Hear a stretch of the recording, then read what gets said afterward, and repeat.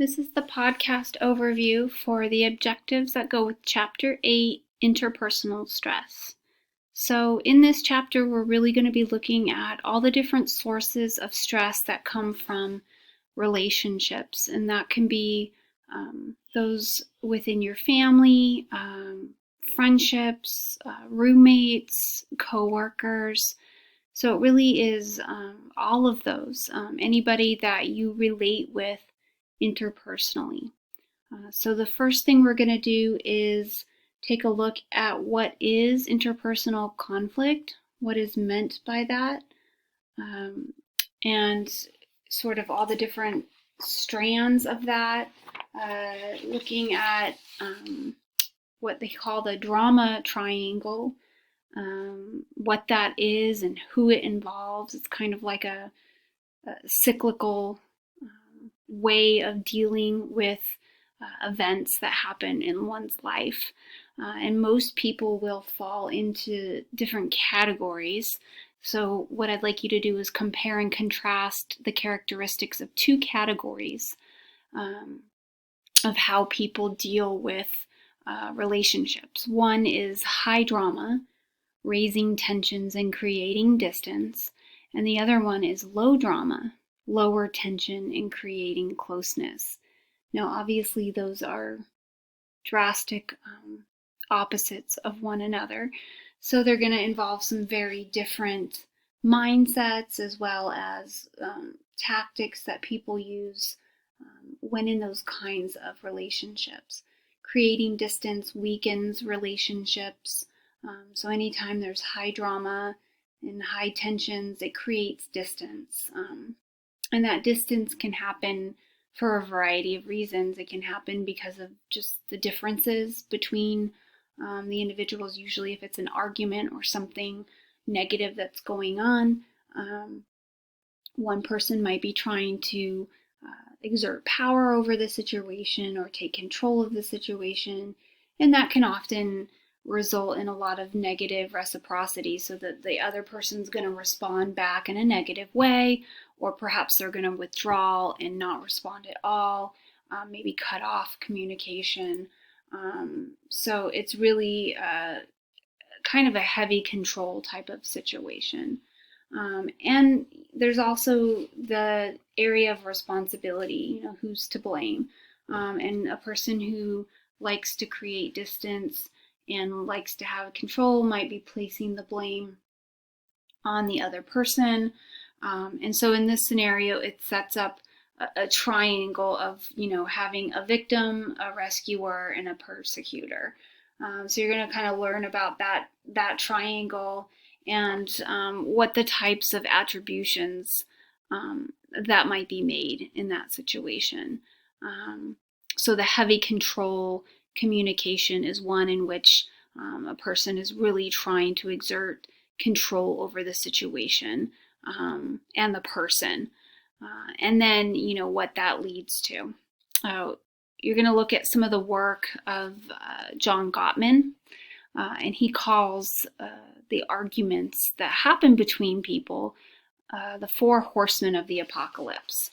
And really what he's referring to here are the strategies that people use when they're arguing with one another.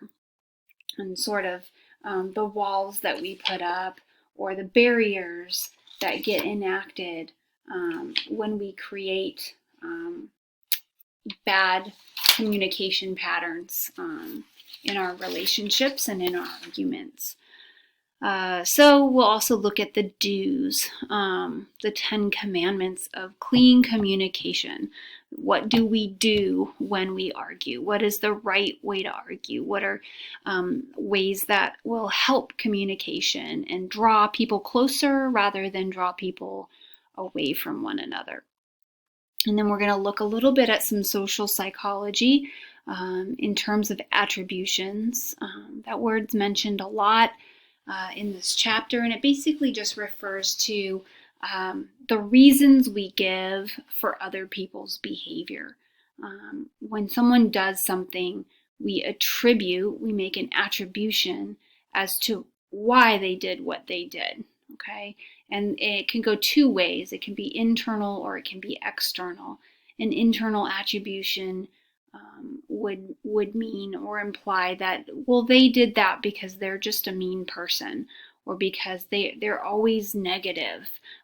They don't like to be easy with other people. So we're placing the blame on the person for why they acted the way that they did.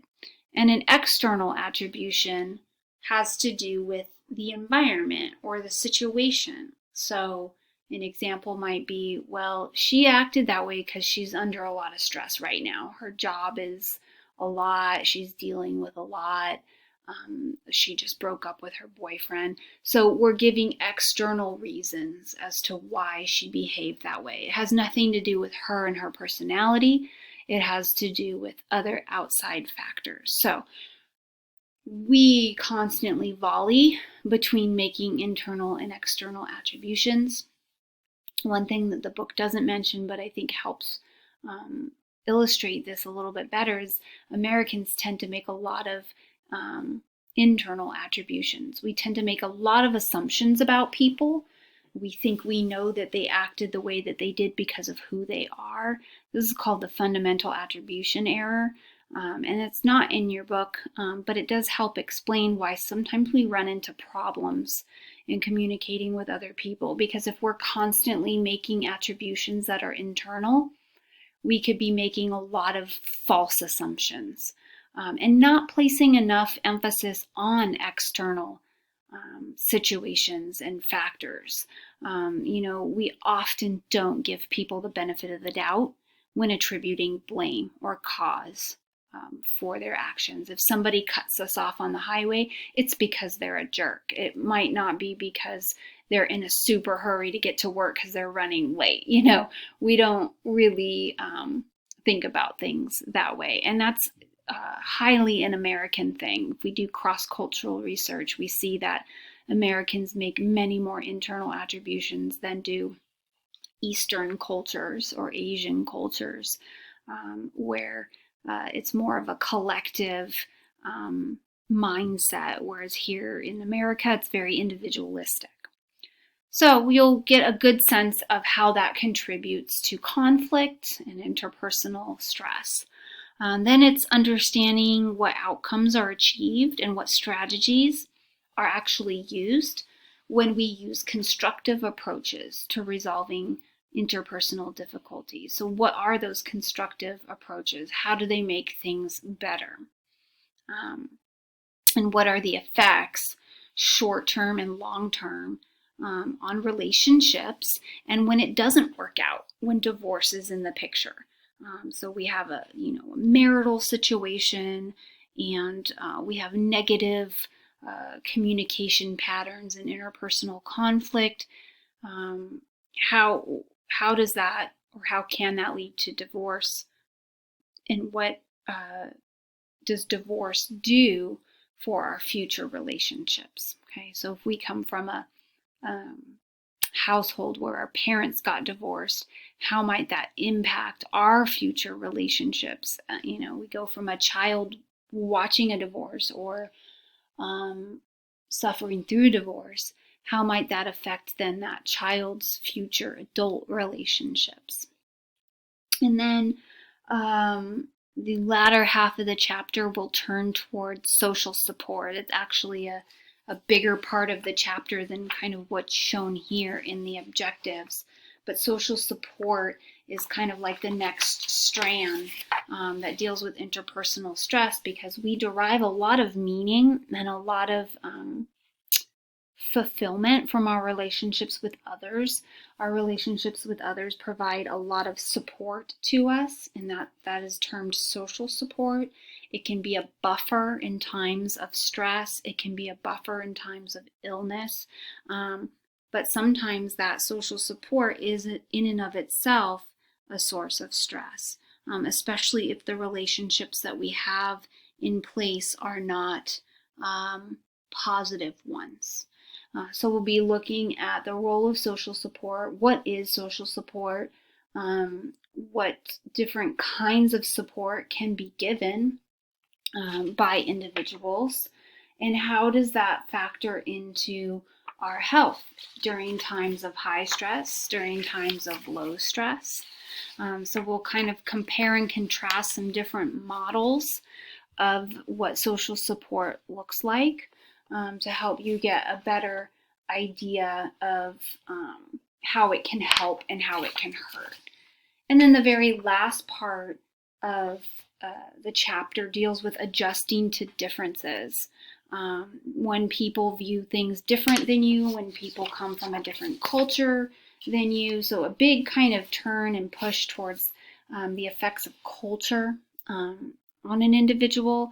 We have a lot of individuals in America who are bicultural or cross-cultural. They come from a family where there are maybe even disputing cultures, or cultures at odds.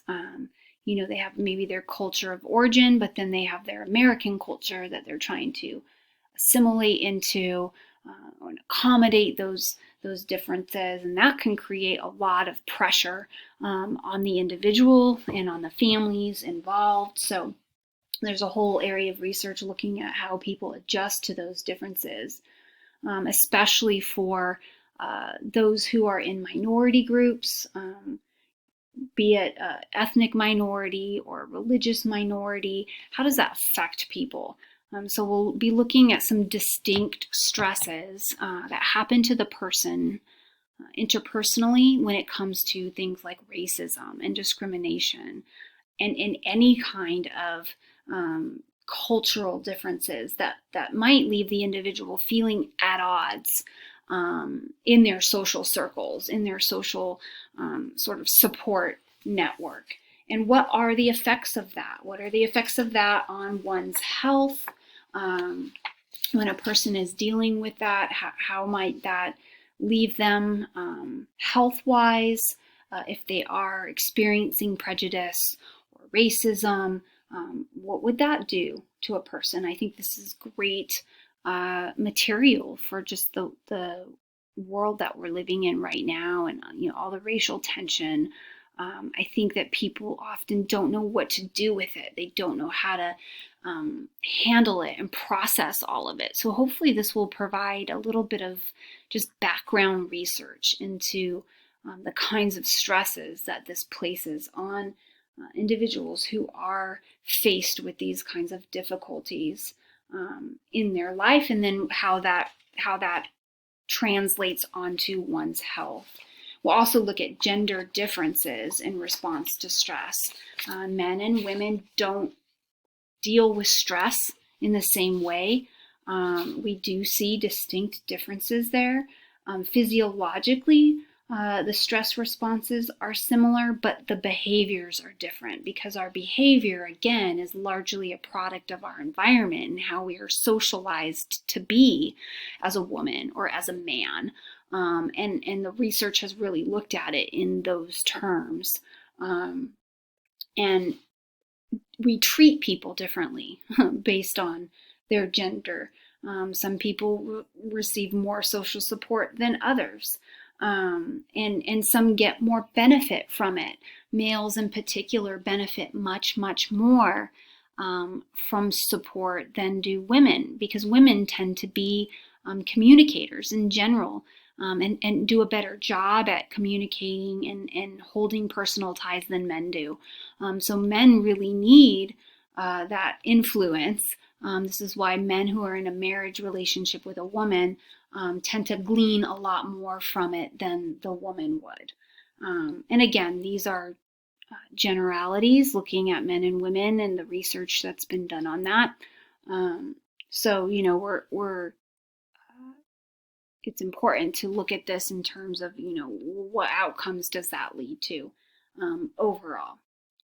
So that will wrap up the chapter and the objectives for chapter 8. Thank you.